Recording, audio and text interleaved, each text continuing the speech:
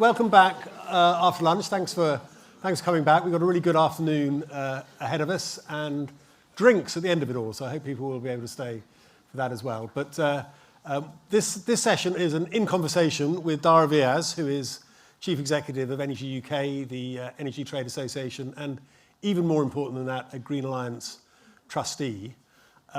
And Dhara, let's just start. Your background is in, you started, I think, with NCVO, you worked with Citizens Advice, worked on fuel poverty before you started to work for all these huge, rapacious capitalist companies. I just wonder if you could say something about your journey, as it were. This is going to be like Desert Island Discs without the discs. No, I'm flicking through my head about which one book I'd take with me, Shaun. Look, thank you so much for having me here. And I think I've been on the Green Alliance board now for 3 years or so. And it's been fascinating. I've learned an awful lot and I continue to. And I'm always blown away by just how much Green Alliance manages to achieve and cover. And I'm very proud to be associated with Green Alliance. So thank you for having me here this afternoon. I actually started my career in local government. So not that this is a potted history of me, but I've always worked since I was 16. I've always had a job and I've studied and I got a graduate job in local government. And at that time I was I wanted to do something that was very much around,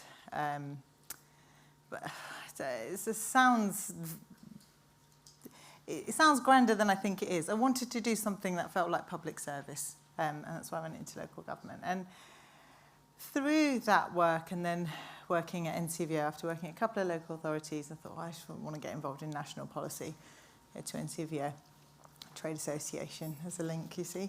And then after working in the charity side of things, I sort of thought, I'm quite interested in the kind of regulation and regulated markets. And there was an organisation called Consumer Focus, which was a Quango, took over from Energy Watch. And essentially, when the energy market was privatised, there was a clause in the Utilities Act that you'd always have a consumer representative because, you can't have the shareholders making all the decisions when it comes to an essential service. And I'm very much paraphrasing, but it's kind of built into the system that you have a statutory advocate looking out for both current and future customers.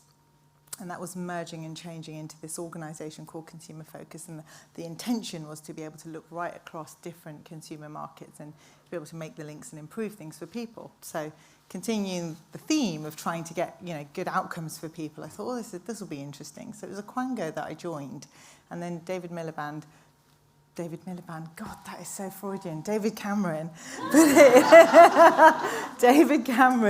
put that Quango on the bonfire in 2010, which is why Citizens Advice has this statutory role. Because if you get rid of an organisation, its statutory powers and its legislative underpinnings still exist. So they moved them into Citizens Advice. So I was still working on that statutory ring fence, and that work is funded in the same way that Ofgem's funded, so it's via a levy on energy bills. And that, I think, is a very long-winded way of me saying I wanted to work on energy, I wanted to work on the customer side, and that's what I did. I spent about 5 years or so really focusing on retail, vulnerable customers, affordability, customer complaints, billing, debt, all of that on the policy side. And the wonderful thing about working in an organisation with statutory responsibilities and duties is you can ask for information and data, and these businesses have to give it to you, right? So you have this amazing evidence base, and you've also got the evidence base from the complaints that people are making. And so you have this really rich knowledge and understanding of customer experience. And our job was to make sure that customer experience was really being fed into the industry so that industry could improve its performance. And you do that in the way that I think most people, understand policy and advocacy is you do certain things behind closed doors and you do certain things out in the public. You're doing advocacy and campaigning, but you're also having private conversations, all with the goal of getting better outcomes for customers. So you asked me how I ended up at Energy UK. In the run-up to COP26 in 2021, I was leading a team working on the future energy system. I was working on things like the UK Climate Assembly with Chris Stark, and I was really interested in kind of how do we make sure that customers aren't left behind when we transition to net zero, and how do we make sure that those who can least afford it aren't the ones who are left behind, really.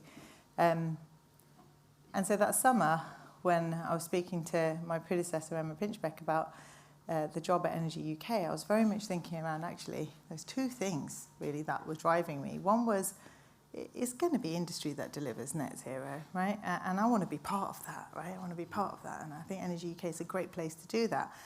The other thing that was driving me, frankly, was that, like, I think you need people like me to make sure they do it well, you know? And that was kind of the other thing that drove me there. So, I took up this job, handed in my notice in the July. November comes along when I'm moving over to Energy UK, and we've had the beginnings of an energy crisis. We've had 3 or 4 suppliers failing. We've had multiple, kind of political media moments around this kind of growing energy crisis. And there was a moment where I was, because I did a lot of media for Citizens Advice, and I was in Salford and BBC Breakfast, and I came off the sofa and I said to our kind of my media person from Citizens Advice, I said, you've got to stop using me, because next week I'm going to Energy UK. And I moved over to Energy UK, and within 2 weeks at Energy UK, I said, I could do this. I can do the radio for Energy UK. It's fine. And that's not all I do, right? It's just a part of my job is doing a bit of media, because someone has to speak for the sector and speak for customers. But the thing that made me feel as though I'd landed in the right place for me at that time was that during the beginnings of an energy crisis, where people were worried, they could see that prices were about to start going up because they could see so many of the companies failing. It was, on a daily basis, it was headline news. The Energy UK position was exactly the same as the Citizens Advice position. And that's how I knew that I was in the right place, because as a trade association, you have a freedom to take strong positions, and you're encouraged to take strong positions, but it's never your job to defend the indefensible. And when something like that was happening, industry and customer groups and consumer groups and charities were all aligned that the focus had to be on making sure that nobody was ever left without supply. Great, thank you. So a lot of the conversation this morning has been about bills, obviously. I think that's quite a lot of our conversation is going to be about that. Lila Howson-Smith said earlier that if that affordability of energy is the thing that could sink the whole net zero agenda. So obviously lots of questions one could discuss about that, but specifically on energy costs for poorer consumers.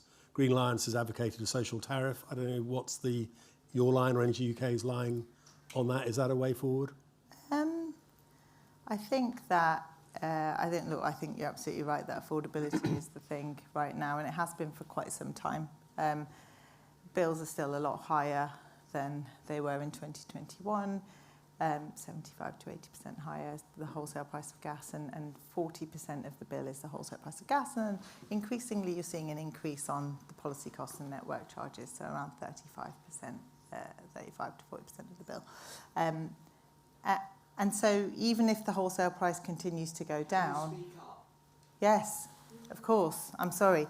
Even if the wholesale price continues to decrease, bills will likely remain high because of policy costs. And we can get into it, Shaun, and we should, because policy costs are complex. But I think that far too many people are struggling to pay for the energy that they need to use to stay safe and warm and comfortable in their homes. And it needs to be the number one issue that we fix if we are to take the public with us on the energy transition. And do you think, as was suggested earlier this morning by Michael Liebrecht, that Clean Power 2030 is driving up prices, and for both consumers and to deliver net zero, there should be less of an emphasis on Clean Power 2030 and more of an emphasis on bringing down prices in the short term? So, Shaun, you talked about a social tariff. I don't call it a social tariff, mostly because I think that social tariff means different things to different people. In conversations are really funny because I want to look at Shaun, but I know I should look at all of you. So I don't call it a social tariff. I think social tariff means so many different things to different people. I prefer to talk about targeted support because I think that what we really need is a data-driven approach using both affordability data and consumption data, but also things like household efficiency data to properly identify who needs help and support and wrap our arms around them in every way possible, whether that's giving them financial support or improving their home or both, right? So I think we do need targeted support, and the best way to get to targeted support is a data-driven approach, and that means working closely between industry and government. But when I say government, really I think the biggest gap here is between government departments. So, you know, we work with DWP already on warm home discount data. I think we need to be able to work with HMRC, we need to be able to work with the Department for Health, we need to work with MHCLG and local government to properly understand circumstances, because fuel poverty isn't just about poverty, it's also about the quality of your home and the quality of housing. So that's that point that I didn't address. And then your point around is 2030 driving up prices. I think that we should not forget that the energy crisis resulted in government spending £40 billion to support households and businesses. We cannot afford to do that again. That's about the budget of the MOD. You need to be able to actually invest in clean power to bring down prices in the long term. And so I do think that clean power is the answer. However, I think we have to acknowledge that clean power won't bring down prices immediately, and people are hurting today. So there are other things you could do today, like rebalancing policy costs. So targeted support is the first thing. Secondly is rebalancing policy costs off bills if possible, because taxation is far less regressive. But if you can't move it off bills, which frankly most of you probably listened to Rachel Reeves this morning, you know, we have a very, very tight fiscal situation. We need to think about what the right balance is between electricity and gas, because if we can close that spark gap, we will also then make it more attractive for people to do exactly what Michael says, which is take up electric heating options, including heat pumps, and also electric vehicle. So how would you regard the 2030 clean power target then? As a sort of aspiration, or something that the government should really go hell for leather for, even if it in the short term drives up bills? I think as an industry we spent a long time asking for ambition and certainty from government, and I think that this government deserves a lot of credit for putting in place an ambition. I think NESO's described it as, and Fintan, the chief exec of the National Energy System Operators, described it as a Herculean task. It's ambitious but achievable. I do think we need to start to have an honest conversation about how it links with affordability and what that means in terms of how do we get to as clean a power system as possible at best possible cost. And presumably, I mean, a lot of your companies are international. Presumably they're investing because of the certainty the policy provides. Certainty, you know, does help with the cost of investment, and uncertainty just adds a lot to investment costs. And I think we have to be really honest about that. Certainty for investors is crucial, and ambition is important, but certainty and predictability. So that comes down to things like auction rounds, knowing when kind of what the predictability of the pipeline is. For example, supply chain, you know, when you're going to invest and you're going to employ lots of people, you need to know what's coming, and you can't do that as a business if things are going to keep chopping and changing. And when you started, I guess there was still consensus on the Climate Change Act, on the need for climate ambition. That, as we've been hearing this morning, is gone. I just wonder how Energy UK navigates the politics of that. And also there was a criticism in Katie White's speech this morning of businesses not putting their head above the parapet and not being brave enough to call out sceptics and misinformation, etc. Have you got any reflections on that? Or all your members on the front line being outspoken? Look,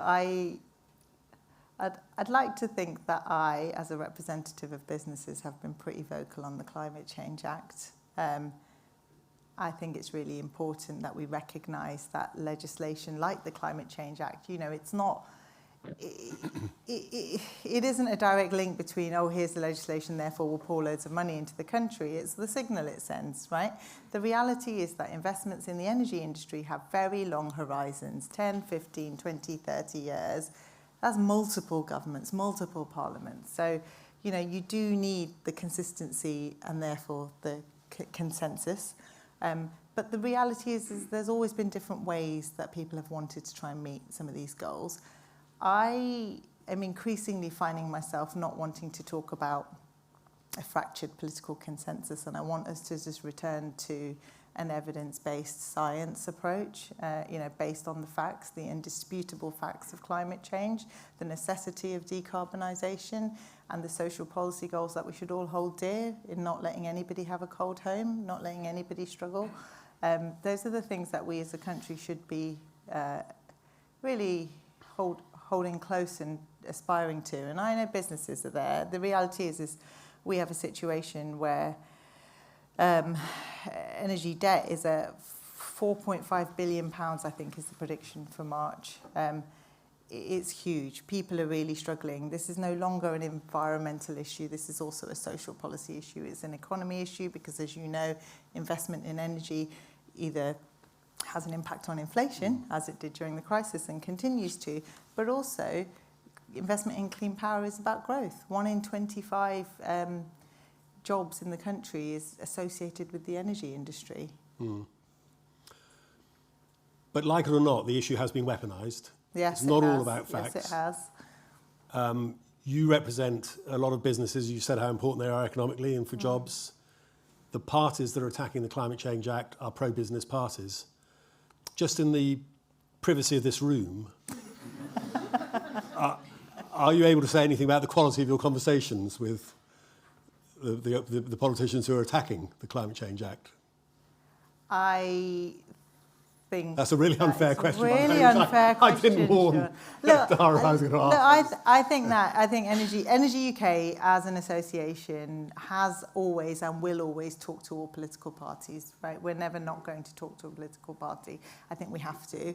I think the best example I can give, and one that I'm actually quite impressed with, is the young man who's, I'm going to say young because I'm old now, but the young man who's the mayor, I'm going to say Lincoln, I'm looking at Chris, is it Lincoln? Yeah, further north. Humber. Luke Campbell is who I'm thinking of. I think he said some very interesting and sensible things around green power and jobs, and put you on the spot there. I think, you know, it comes back to my local government roots, which is where I think actually we're all a lot more complicated than we want to admit. And we shouldn't go through life pretending everything's black and white, because it's not. All of us operate in the grey space all the time. And this is one of those issues where people are feeling under an awful lot of pressure and they're looking for someone to blame. And you hear politicians all the time talk about, you know, there are no easy answers to complex questions. But when you're really stressed and you're skint and you feel like everything's just not fair, you do want an easy answer. And so I think the relationship between national and local is almost the biggest issue here when it comes to the politics of it. And that's why I point to that mayor. I think he said some very interesting things about actually if it's in the interests of my place. And that is incumbent on my industry and on government to make sure that actually all areas of the UK, where possible, can benefit from the clean energy transition. And yes, there is absolutely a role for the energy industry in this, but it is not something we can do alone. So the basic answer to your question is, yeah, we will work with all of them. I don't know if they'll want to work with me, you know, a brown second-generation immigrant representative of businesses involved in clean power, but I am willing to talk to all of them. And that's the difference, is that actually we have to, because that's the only way we're going to make progress. And beneath the rhetoric, or sort of away from the rhetoric, you think you can have a kind of rational conversation about what's best for people? I think, Shaun, you and I both know that there's a big difference between what politicians say on stage and what they actually want to do when it comes to policy and strategy. And I think that that's where the importance of the conversation is. I think right now we're still, 3.5, 4 years out from an election. There's a lot of grandstanding. The reality is, in order to make progress, just look around globally. We're in a race for investment when it comes to clean power. We will be left behind. The UK still has an opportunity to remain a global leader on so many different technologies, and we can grow our UK supply chain and we can export an awful lot and we can do it well. I don't want us to lose that edge. Talked a bit about price. I mean, and obviously energy companies are under attack to an extent because of energy costs, energy prices. There's also just the changes that are inevitably going to come to the landscape as we have more grid connection, more solar farms, more wind farms, etc. How do you navigate those issues? Because that's quite often what causes local opposition to the net zero agenda and to decarbonisation. Yeah, I think businesses in the energy sector have an awful lot that they can be proud of in this space. So, you know, whenever I sort of talk to my team or any of the members about examples of things that they're doing, you know, you've got examples of like Scottish Power and the investment in peatlands. You've got work with RSPB and bird conservation groups. You've got and environmental conservation groups. You've got solar farms who have these kind of quite in-depth, interesting approaches to biodiversity. You know, there is quite a lot that is good. And it's just the case, right? Nobody ever really talks about what's good, but there are some really great examples. The scale and the pace is what changes that conversation. I think it is incumbent on my members to do a good job when it comes to engaging with communities that they are perhaps planning on putting pylons through, or, you know, building an asset near or a substation or anything. But it is also, I think, as a society, I'm going to keep coming back to it, it is about partnership with government. You know, if you take the smart meter rollout as an example, every home and business in the country should have a smart meter by now. 30% of them do not. Why don't they? Who do I blame for my lack of a smart meter? I don't know why you don't have one, Shaun. We've asked. I'm not going to name the company, but we have asked. There are various reasons that we do not have 100% rollout, but the reason I bring it up as an example is because I think it's a good example of where we haven't done a great job of working together with government on talking to homes and to businesses across the country. It's kind of been this is a government programme, but businesses are going to deliver it. And over the 15 years of the programme, so much has changed and so much has not changed. And the regulations and the certainty around it, it's all very complex, but it leads to an issue where public lambast companies get defensive, where companies are wrong, absolutely right that the regulator holds them to account, and government's nowhere to be seen. You know, it was instigated by the government, it's a government programme. We need to all work together on it. And I use it as an example because I think the transition and the next phases are similar to that you can't put in place this sort of big build out. We need to work together. And to give the government credit, I think they are. I think they're doing a pretty good job on things like the Warm and Fuzzy campaign that came out around heat pumps, the Great Grid Upgrade that's been happening. There's been an awful lot more than there ever has been. You see, if you're on social media, or if you're you're all in this room, so you've probably all seen, you know, people hark back to the 60s Pathé type, you know, adverts of when the grid was being rolled out. We need that sort of moment and movement, and I think that this government is doing what it can in that space, and industry is also trying to step up. But we're in the foothills, aren't we, really? Can I just come back to the landscape impacts? And we've got a panel on nature next, so there will be people who are going to have overhead lines across landscapes they love. There are people who are going to have substations in places they like. And as far as I can see, DESNZ is working quite hard on trying to get community consent and trying to win over the public.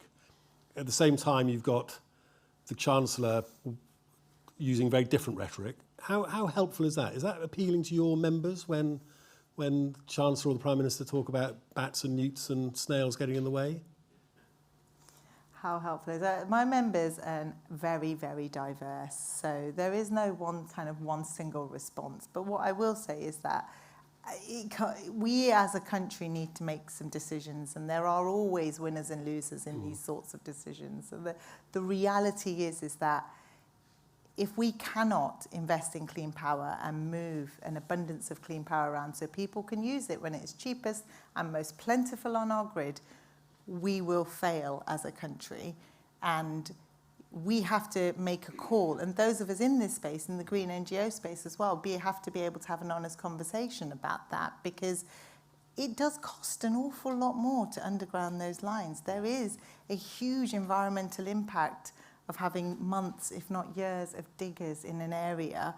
And then every time something goes wrong, you have to do that again as well. It's very different if you've got an overhead line. So, you know, an honest conversation about that. And often once they're there, people kind of forget about it. So it's important to be able to have that. And that is not in any way to diminish or dismiss or devalue the worries and concerns that people have. But I just don't think there's any value in us not being able to have the conversation and accepting that there are going to be winners and losers, because and in different places, in different areas, that conversation has to be different. The trade-off for me is the community benefit side of things, because actually businesses investing in local areas, jobs, yes, but also what can we do in terms of improving community spaces? What can we do in terms of rolling out solar panels, helping with community involvement in energy? Those sorts of things are also incredibly valuable and important. My view on that is that they have to be discussed at a local level. I do not think that they can be a top-down, nationally enforced. And do you think community ownership can expand? Because that's been sort of off the government agenda. I think it's actually probably fair to say it's on the government agenda. It's not very prominent now, but it was quite prominent when Ed Davey was Secretary of State, for instance. There was a big push for community ownership. Yeah, I think in part. I mean, if I hark back to my local government days, what I will say is that local government, local areas are so diverse, and there's been a constant battle. There will always be this battle between national equity and local diversity, right? And you need to try and get it right. But I personally wouldn't want a world in which those with the loudest voices, who are most well organised and best educated to always get the best outcomes over, arguably, and I'm making a really sweeping judgment here, but you could argue kind of some of the rural and urban areas that are poorer have, you know, lower literacy rates, lower engagement rates, and I just don't think that's fair. So the balance between national equity and local diversity has always been a challenge for every single government, and it always will be. It's just not an issue the energy industry has ever had to get involved in before, and now we do. Going to come to the audience for questions soon. Just a couple more from me, and I should say I'm so pleased you're talking about your local government background, because I was criticised earlier for not having a local government panellist earlier. So you are, Dhara is officially also now our local government panellist.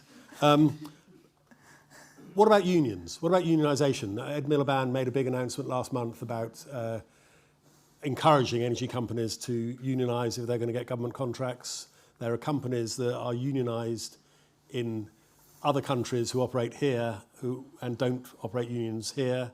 Is this something that's a sort of live issue of discussion within? I know you can't talk for all the companies, but within the trade association. Yeah, but most of the big members, most of the larger members, do recognise unions, particularly in the traditional, more of the traditional technology sectors. Union membership is something that everybody has a right to, right? So I can't imagine any of my members would ever try and take umbrage with that. But the reality is what do I think of this? I think that the work on the Fair Work Charter that I think Renewable UK are leading is really important. I think the unions have a really, really important voice, and we need to make sure that we're working really carefully and closely with our colleagues at Renewable UK, but also with the Clean Jobs Council.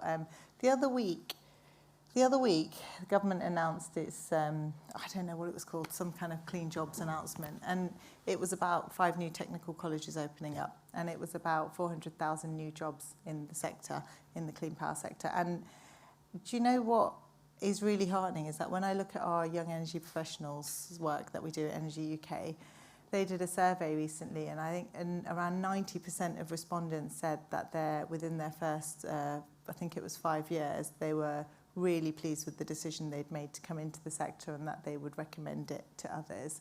I think it's an attractive sector to work in. Your question about the unions, I think, is a really big and broad question, because I think union membership has been falling across the economy, not just in the energy industry. So it's a much bigger issue around how people work. And, you know, you will know, and people in the room will know more than I do about the gig economy and zero-hours contracts, and the way of working has changed dramatically. But most of my members do already recognise and work with unions. I guess you're sort of under fire to an extent as a sector, because a lot of the firms are quite big traditional firms, and I think this week Unite brought out a report saying that energy companies are making excess profits. Any reflections on that? I mean, you must feel, you're telling a very positive story here, and I keep coming back to negatives, I'm aware of that, but you must feel slightly beleaguered at times. You're trying to do this incredibly ambitious rollout of clean power, address people's bills, and now kind of from left side comes a report saying that it's the fat cats making huge profits. Well, I think that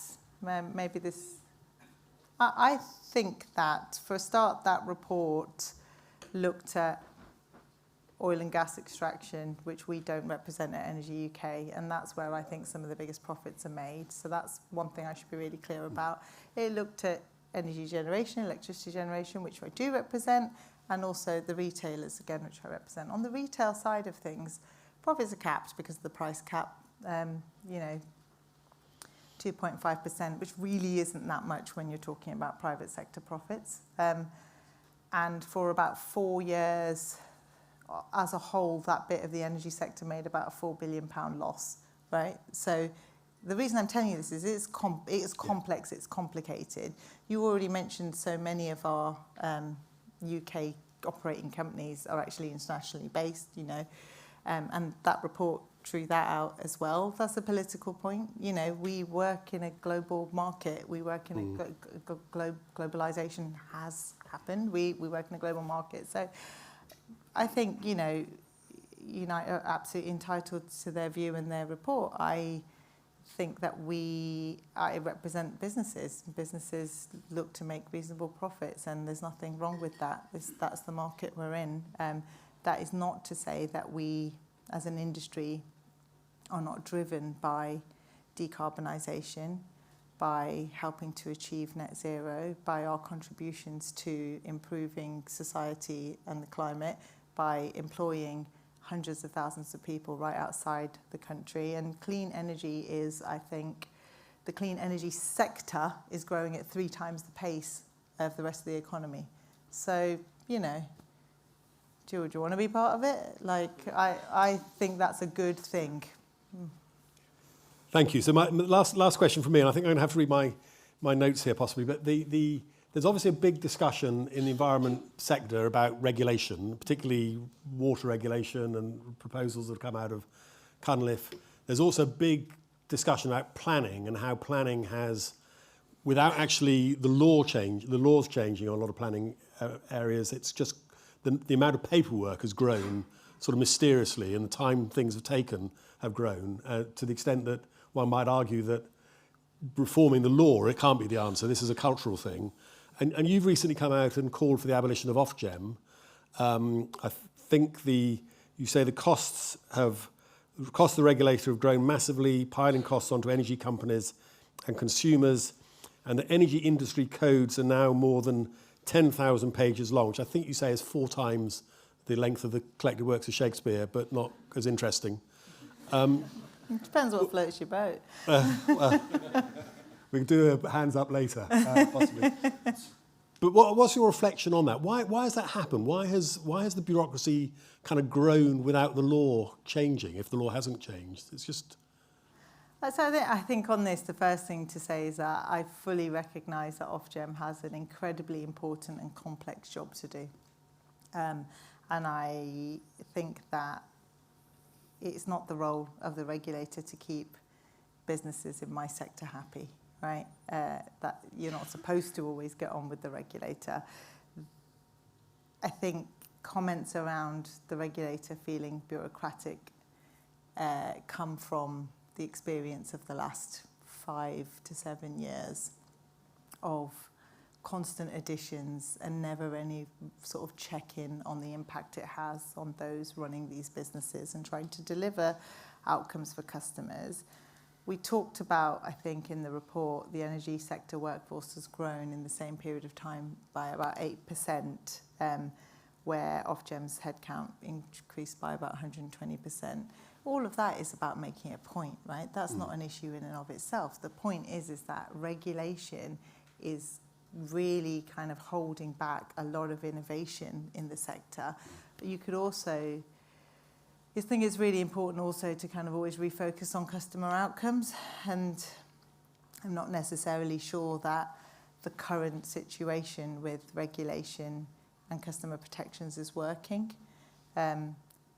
Codes that are really lengthy, and then also significant governance changes in our sector with the introduction of NESO, GB Energy, National Wealth Fund. The sector and the governance of the sector has changed quite dramatically as well.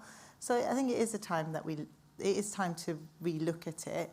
We haven't talked necessarily about abolishing it. We've talked about perhaps considering whether there's an inherent tension in between economic regulation and customer protection, and whether that customer protection and consumer regulation better sits elsewhere in an area where competition can again try and drive good practice, and economic regulation happens in a more direct industry-facing way. That's the thinking behind it. And it's not to be kind of boring and theoretical. And I would reiterate that one of the points we make is that I think Ofgem should be freed to employ the right people with the right skills, because it's an incredibly complicated job and the market is changing. The market is changing an awful lot at a really rapid pace. And do you think there are lessons for other sectors from this, the way kind of you draw out lessons for other regulators or other parts of the... Absolutely. I mean, if you look at the FSA, when it got broken into the FCA and the pensions regulator, Financial Services Authority. Financial Services Authority, the Financial Conduct Authority and pensions regulator, that's a really good example of, thinking about its constituent parts and maybe breaking it up in order to allow it to do both things very, very well instead of trying to do everything. So that's an example. In the report, we also make comparisons to other countries, which there's pros and cons to doing that. We are quite unique as an island. We have a very different merit order, for example, to France, where they've got an awful lot of nuclear. But it's worth saying, actually, the French regulator is so much smaller than the UK regulator. So it's worth thinking about those differences. And the last point is, you mentioned water. The Cunliffe review, I think, will really shake things up for the regulation of water in the future. Energy bills have always been, 10 times larger than the amount you spend on water? I think it's really important that we put the same lens on regulation in this sector, because for far too long on the retail side of things, we've talked about how do you reform retail market regulation and done nothing about it. And there's absolutely no point constantly, kind of putting a big spotlight on investing in clean power unless we're really going to think about how are we going to make sure people can use it when it's cheapest and most plentiful on the grid? How do we make sure people can do it safely? How can we make sure that people are protected? Great. Thank you. I think I got the word abolition from the Daily Telegraph, by the way, so that's conceivably. Any questions from the audience? Lady there? You say your name as well. Yes, hi, thank you. It's Sarah from Impatience Earth. I don't think this was covered, so I'm throwing a bit of a new angle into the discussion.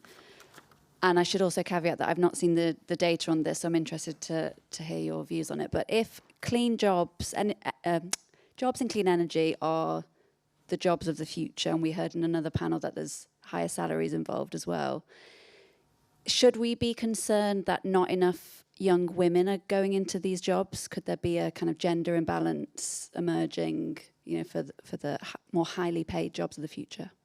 Should we take a few at a time? There's up there, I think. Back, up to... And then there's a man behind Millie as well. Hi, Millie from OVO Energy. It would be really good to get your kind of thoughts and reflections, particularly in the run-up to REMA. There was quite a lot of disagreement within the industry about that, and very publicly so.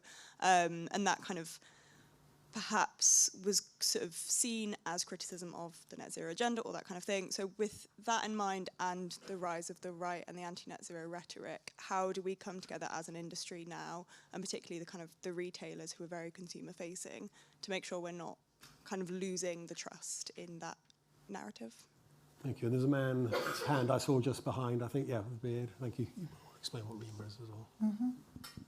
Hi, Simon Francis, Enfield Poverty Coalition. I'll stick with the consensus theme, probably.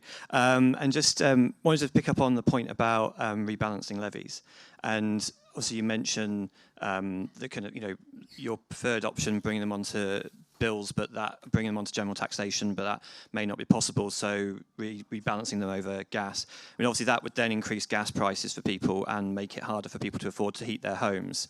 So, what and this is the problem, I think, in terms of how do we maintain that consensus, because if we do that and we balance them and we increase the gas prices, then that is going to be something that is then going to be picked up by the right, as we've hearing, in terms of then attacking another kind of punishment on households. So what else can the government be doing? I don't, obviously our view is on general taxation. If they don't do that, do they just stay where they are? Great, 3 great questions. I'll leave them to you. So I'll take them in reverse order if that's okay. So Simon, hiya. I talked about targeted support, and for me, that's always going to be the first step when it comes to rebalancing, is that you have to target support to those who need it most. So I think there is a way that you can do this, and I'll ping you over the analysis we've done, where actually nobody should be left worse off if you rebalance, as long as you put targeted support in place. And I think that's what it comes down to. And it's a really good example of why actually it's very hard to have a simple conversation about this very complex issue. I agree with you, and for a long time I was always really worried about that, but there has to be something we can do that both incentivises decarbonisation and electric heating, which should be cheaper, whilst also protecting those who perhaps can't do it immediately, might not be able to do it because of their households, might be more dependent on energy, all the sorts of reasons that there are higher bills. So targeted support, I think, is the answer to your question. Millie, you talked about the review of electricity market arrangements, and for those of you who are less close to some of the industry issues in this space, there was a big disagreement around whether or not we should move to more sensitive locational pricing and pricing signals. And I think, if I'm honest, Millie, I'm not sure if I agree that the public care or even know about those sorts of spats. I think they're very internal industry-facing things. I think that your broader point around trust does come back to affordability, and I think that if we can crack it when it comes to making sure people can feel and see a difference in the price that they pay, then we can move forward and make sure that stable pricing is something that people come to expect in this country. That's what I think, and REMA's crucial. We do need to really make progress on that, and we need to tackle high constraint costs, because high constraint costs are an issue. So, we do need to do something about that. And then the last point, it's a great question about women. I don't have the numbers at my fingertips when it comes to women coming into the sector, but what I can tell you is that we've seen a slight increase on women in boards, and what we see in energy is the same as in lots of sectors, where women often drop out at middle management and don't move up to more senior roles in the energy sector. And that can happen for all sorts of reasons. That doesn't make it a good thing. And it is a male-dominated industry in many ways. I don't know if that's true for the cohorts of new joiners to the industry. I will find out, because I should know. I'm looking at my colleagues, I don't think they know either. But I do think that one thing I will say in my industry's favour is that when it comes to young people and school leavers, there's an awfully kind of like big focus on women in STEM and getting young girls into STEM, and a lot goes on there. And, the former chief executive of the Royal Society of Engineers, she was amazing on this as well. So there's a lot going on across the scenes and with education around women in STEM. I think that there are other issues. We are a predominantly white industry. We are in certain jobs and in certain levels in the industry, you don't get much social mobility. It's actually traditionally been an industry where you had a lot of social mobility. And we've got some brilliant people in incredibly senior roles who started as apprentices or on the shop floor or out with wires and cables. So we've got good, really positive stories to tell. We just need to do more of it and really quickly. The last thing I'll say on jobs and careers is that actually in the energy industry, we need all sorts of different types of jobs, but we also need some lots of people who can do things that are in demand right across the economy. So, for example, we need loads of welders. We just need loads and loads of welders. We need loads of electricians. We also need lawyers. We need comms experts. We need regulatory experts, economists. So there's an awful lot that needs to happen in this sector that should mean that we recruit from as wide a base as possible.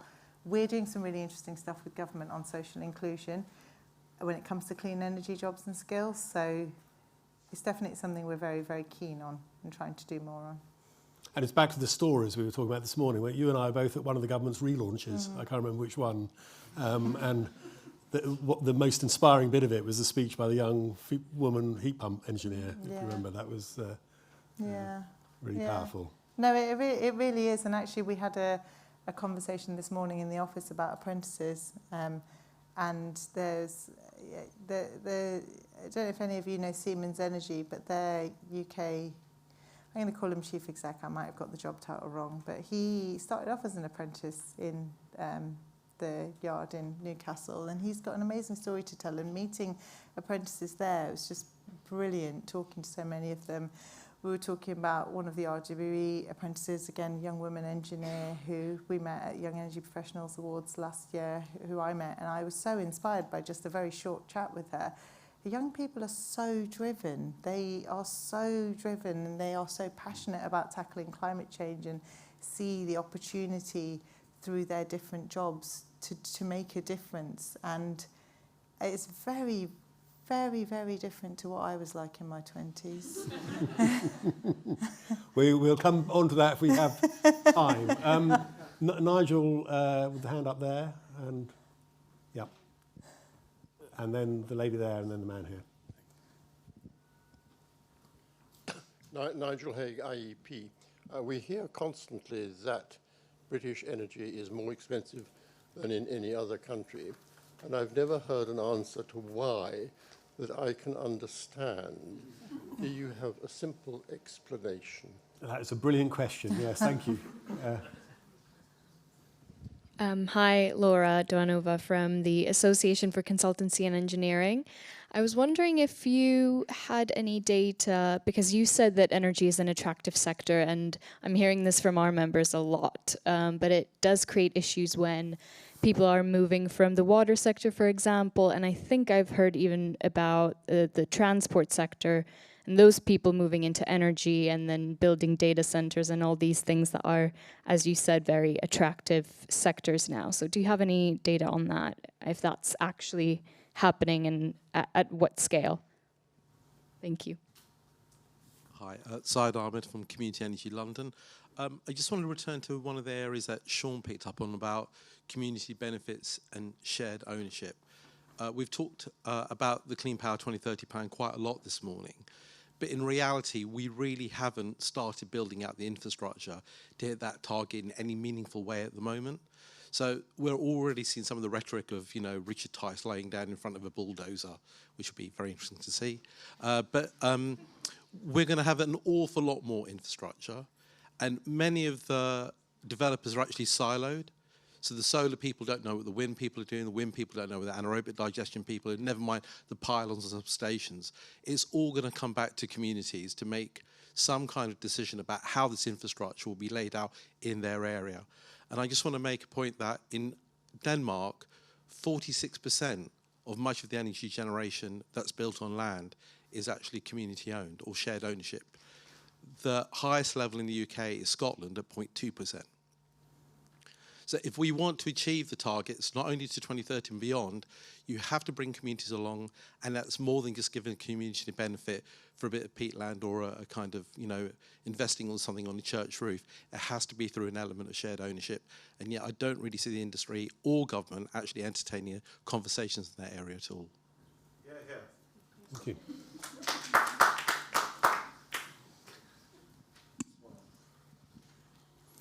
Okay. I don't have the data of people moving from other sectors into energy. I don't mind looking for it, though. The numbers that I was using were very much from our kind of young energy professionals, the kind of stock take they do amongst those involved in the industry for 10 years or less. So I don't know. But I think it's an interesting one to look at and think about. So thank you for prompting that thought. Your question around why is energy in Britain so much more expensive? We are reliant on the wholesale price of gas, and that sets the price of energy in this country. The less we are dependent on gas, the less often it will set the price, the cheaper it will be. And that's why the investments in clean power are so important. It's different on the continent. Can I just ask the idiot question on this? Why don't we just say we'll not be reliant on gas? I mean, what's holding that up? We need to think about what it means for market design. So it's about the capacity market, and it's about kind of how things work right now. Right now, you bid in for every hour, every minute, every second. You know what's going to be kind of putting the energy into the pipes and wires. A few things are changing, right? We need to upgrade our grid. We have, for decades, we haven't invested what we really ought to in the grid. That has to be paid for somehow. That usually goes on energy bills. My personal view is that it's right on energy bills because it's decades-long investment. I don't think it should be on taxation because it shouldn't be a political football. I think things like social levies, environmental levies, they are political decisions, and that's different. So taxation is a good conversation around those. Your point around why don't we just take them off, I think that's a live conversation as part of REMA, is how do you decouple gas and electricity prices? Over time, you should see that happening anyway as we get more and more clean power onto the system, and that's the point. There will be a kind of point where we have to have a proper conversation about what happens. Capacity market, there's a consultation out right now about some changes to the capacity market and who's bidding in and how, because we're going to get more storage on the system. I'm not saying this to bamboozle you, because God knows I'm not the technical expert on this, but the reality is it is complex, and it's going to get even more complex, and so we do need to be able to talk about it simply and in plain English. Right now, we have a very mixed generation mix in this country. It's going to be even more mixed, and there was a point a couple of years ago when everyone kept saying we need that movie, Everything Everywhere All at Once, and that's what we always talk about. And if you look at the carbon budget, that's also what it says. We need everything, and we need it everywhere, and we do sort of need it really quickly. And that's why right now gas is still the thing that sets the price. It won't over time. Great. And you should look out for the Green Lions briefing on bills, which comes out shortly, which has all the answers and expresses it so clearly. If I only had time to express it now, I'd let you know the answer. Community energy quickly, and then we've got to wrap Community up. energy. I didn't know that about Denmark. I think it's really interesting, the GB energy model and the investment in local communities. I'd be interested to hear your views on that as well. I think there is probably a greater role for community energy than perhaps I am best placed to articulate, and I should learn more about it, and I'm willing to. But also, again, really similar to the last answer, is we do need everything, and community energy is part of that mix. And we do talk to Community Energy England and Community Energy Scotland about what that means and how that happens.